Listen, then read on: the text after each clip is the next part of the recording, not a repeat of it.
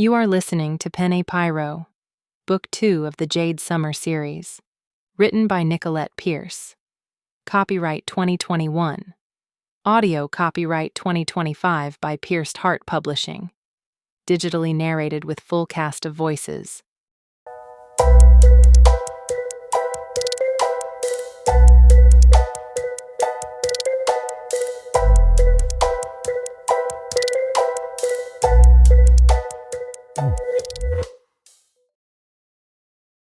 Chapter 27. I sat in a lounge chair that felt more like a cloud. A mimosa was in one hand while my other hand was getting a manicure. This spa was heaven. Mila and I had a couple's massage earlier, which had been exquisite. We were able to talk a little, but mostly I just surrendered to the hands of the massage therapist. I feared that my eyes would stay rolled back forever as the hands worked magic. After this, we will have lunch out on the patio, Mila said as she read the itinerary for the day. We'll finish the day at the salon for hair and makeup. I can't wait for lunch. I'm starving. Me too. But I have a feeling their portions will be petite, so we might have to order dessert. It's like you know what I'm thinking before I do. She laughed. We should do this again. It's fun hanging out with you. You as well. And to think we probably would have never done this if we were both still working at the ad agency. I'm glad things worked out the way they did. I know you lost a lot in the process, but I never liked Alan. He was always so full of himself. He fit the ideal life I was trying to create. But as soon as I took off that ring, I felt relieved. I have a feeling our relationship wouldn't have lasted long after our wedding had it happened. I'm glad you never had to find out. I'm a little sappy when it comes to weddings. I'd like to believe that every wedding will end in a happily ever after. I think most people are like that. But reality is different. I'm glad I didn't waste my happily ever after on Alan. She glanced at me, and I knew where the conversation was going to lead. I shook my head. I don't want to talk about him. We're having a good day. Let's keep it that way. She sighed, but then took a sip of her mimosa. We spent the rest of the manicure talking about frivolous things, but by the time we sat down to lunch, my thoughts had turned to the food critic. I wonder if Eve reviewed this place, I said. Did I list it last night? I don't think so, but I'll check online and see if anything comes up. No, don't worry about it. I was only curious. Let's just have a relaxing lunch. If I investigate any more, I'll have Logan breathing down my neck. Sounds like a cozy place to be, she teased. I narrowed my eyes at her over the menu. She laughed. What are you having? I asked, returning my gaze to the curated lunch experience that had many salads and petite lunch plates. None of them contained any calories or fat. I was disappointed. Maybe the chef's ragu. What about you? The watermelon salad looks interesting. Maybe that and the ragu. How about we share those and get a third plate to share as well? Done. You pick. A server in a meticulously crisp white shirt and black pencil skirt stopped by our table, filling our water glasses with cucumber water. My name is Gwen. I'll be your server today. Can I interest you in a glass of our featured wine? Yes, just give us a bottle. We'll start with the watermelon salad. And do you happen to know if this restaurant was ever reviewed by Eve Battier? Oh yes, I think she came in a little over a year ago. She gave us a glowing review. She? I asked. The server nodded. I had been under the impression the critic was a man, I said. No, I remember her distinctly because it was my first day here. Everyone was in a panic to make sure she had the best of everything, which seemed a little overkill since the chefs here always cook to perfection or it gets thrown away. I assume Eve Battier is a pseudonym, I said. Do you know her real name? I don't, but I think one of the chefs knows her. Can you ask the chef? The server looked as if she was going to decline. Mila hurried to say, I'll make it worth your while. Let me see what I can do. I'll be back with your wine. Mila and I glanced at each other. It's a woman? I wondered out loud. That's so strange. I thought back to when I first heard about the critic.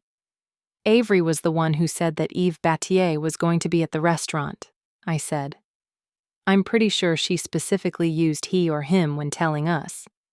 But if Avery knows the critic, then why wouldn't she know the person was female? And if the critic is female, I doubt very seriously she's the Penne Pyro. That was a very manly-looking guy who broke in last night. Something isn't right. Maybe the server is wrong.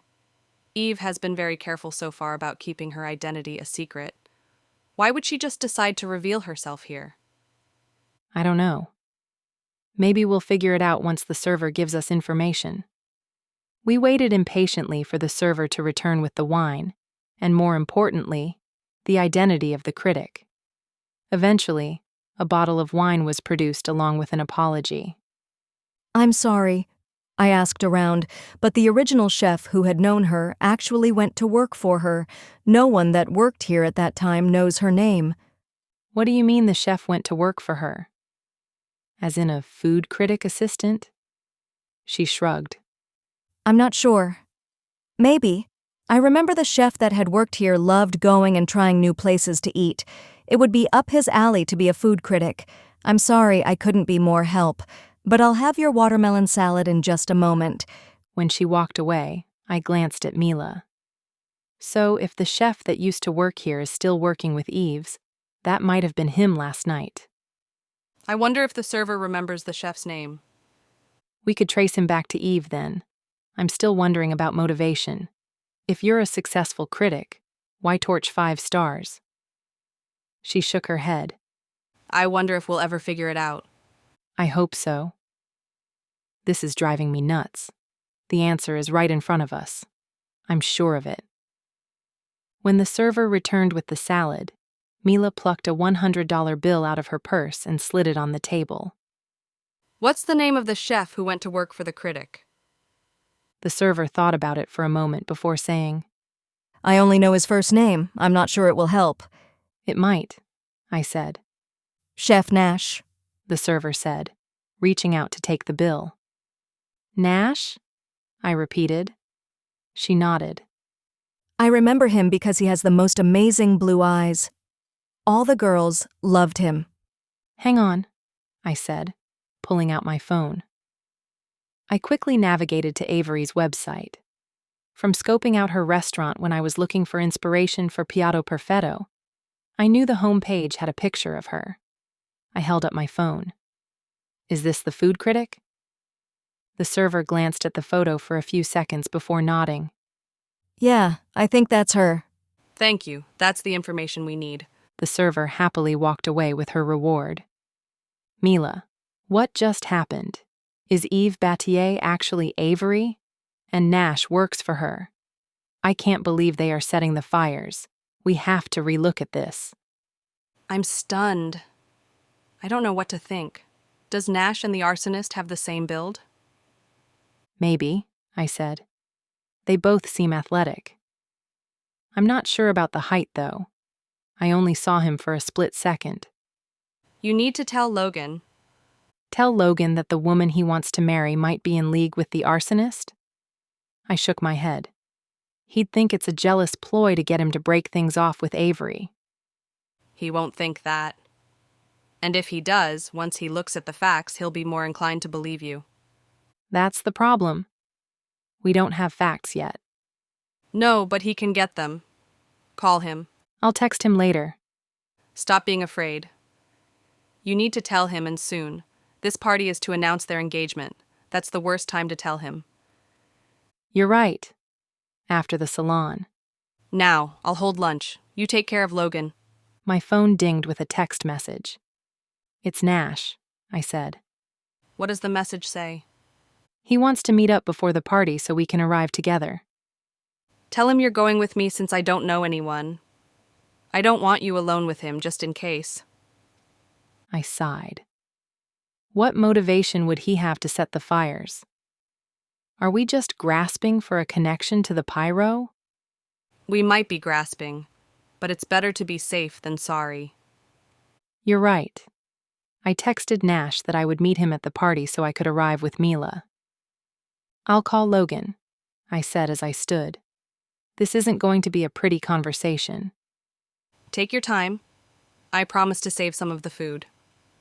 With a breath, I walked over to the side of the patio that no one was seated at and pressed Logan's name in my contacts. He answered after a couple of rings. Hey, what's up? You know that document I emailed you? Yeah, what about it? Do you still think it's a decent lead? I sent it over to the detective handling the case. He seemed interested in the data. The data would eventually lead to Avery. I wondered if Logan knew she was the food critic. Logan, do you know who the food critic is? No, but I'm sure the detective is already on his way to figuring it out. I found out. Who is it? And how did you find out? You said you weren't investigating. It was by accident. Mila and I are at a day spa. We found out the critic was here a little over a year ago. She also hired one of the chefs. She? I was under the assumption it was a man. Me too. Avery had used he and him when talking about the critic. Then who is it? It's Avery. What?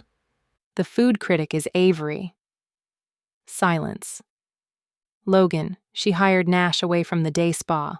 I'm trying not to jump to conclusions, but does Nash have the same build as the guy last night? Silence. Logan? I have to go. The call ended. Heading back to the table, Mila looked at me. Well, I told him. He hung up. is he going to do anything? Is the party still on? I sank down in the seat. I have no idea. I guess we'll find out tonight. I hope this lead turns into a dead end. I don't. Why? Avery isn't my cup of tea. So, since you don't like her, she should be a partner with the Pyro? In a perfect world, yes. Good thing for Logan we don't live in a perfect world. This kind of information could shatter a person. I wouldn't wish it on anyone. I think we might need another bottle of wine. I was pretty sure no amount of wine would fix this.